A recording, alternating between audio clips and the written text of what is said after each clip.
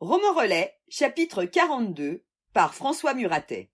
Fort de cette résolution, Diego reprend le papier tout chiffonné et essaye de se repérer. Ça va vite être réglé, ce bordel. La route, le croisement, le lac qu'on voit là-bas, une retenue d'eau pour l'agriculture, en fait, ok. Et donc le trésor, il est par là, dans la maison en ruine, dit le plan. Il laisse le camion et Josie qui est toujours dans le sirop, peut-être morte, il s'en fout, la muette parlait trop.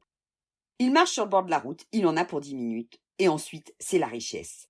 Il ira claquer son blé dans une île paradisiaque, seul, tranquille, enfin, au bord de piscines bleutées en buvant des cocktails surmontés de mini-parasols colorés, plantés dans des tranches d'ananas.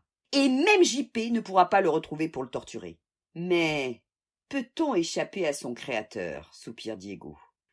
Quand il arrive au bord de la retenue d'eau, il aperçoit la maison en ruine. Il marche vers elle, contourne des massifs de ronces, enjambe une barrière ruinée et entre en passant à travers un mur en ruine. Il y a une grande table en pierre, des restes de fenêtres avec des carreaux colorés. Putain, il est dans une ancienne chapelle. Un reste de religion ou de superstition, il fait le signe de croix.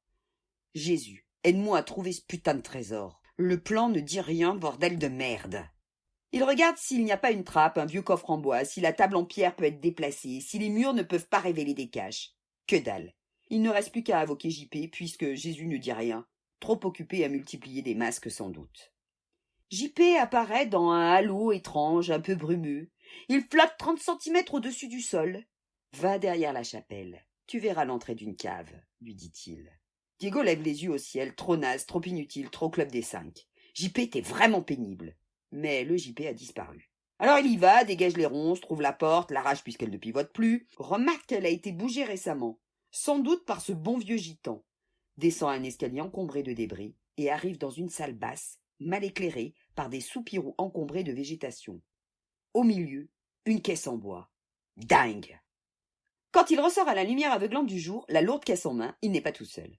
Raoult est en blouse blanche, l'air mécontent. Il se plaint aux gendarmes mal ligotés. Il brandit un long coton-tige et dit que le gars-là, il s'est sauvé de son hôpital. Il fout toute sa cohorte en l'air. Il n'a même pas commencé le traitement.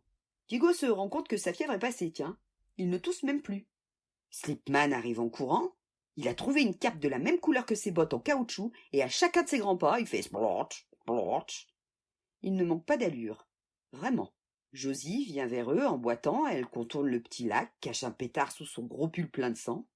Le plus étonnant, c'est Julia, assise sur une grosse pierre avec des bandages autour de la tête, une minerve et le bras en écharpe, l'air aimable, souriante presque. Derrière elle, encore plus étonnant, une décapotable blanche freine sur le gravier.